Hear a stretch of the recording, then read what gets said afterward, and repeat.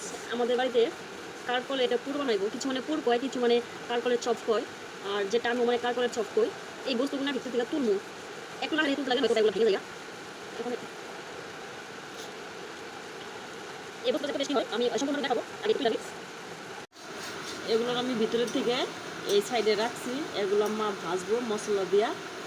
আর এই যেগুলো বাইর করছি একটু সাবধানে বাইর করতে লাগে, আমি ভালো মতন পারি নাই গা, সাইড দিয়ে ভাঙিয়া গেছে।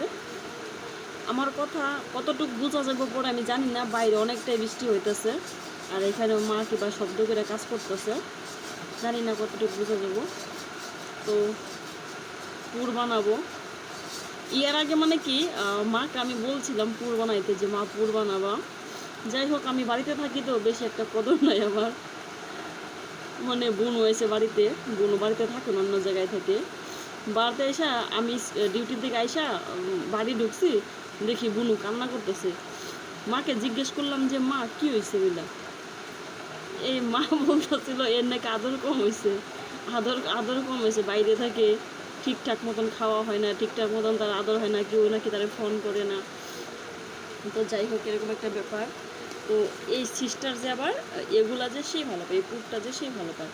তো মা ভাবলো ওর ওই এমনিতে যদি একটু ইয়ে করতেছে তো ওর পছন্দের কিছু একটা বানাই। তো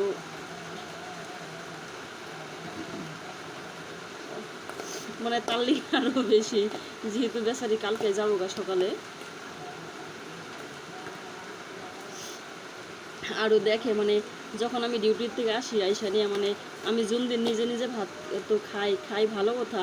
আর কোনো দিন হয় মানে ভাত খাইতে পারি না, গরমের থেকে আসি বা এমনি তো খাইতে মন যায় না। তো অমনি বিছনা তলপটে আমি থাকি, করে সন্ধ্যার আগে মা মানে নিজে মাইখা ভাত খাওয়াই দেয়।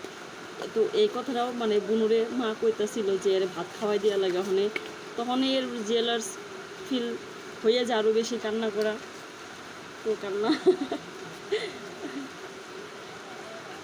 যাই হোক, ওই বুনু জানে না ওর লিগা যেগুলো বানাইতেছি একটা সারপ্রাইজ হয়ে যাক বুনুর লিগা।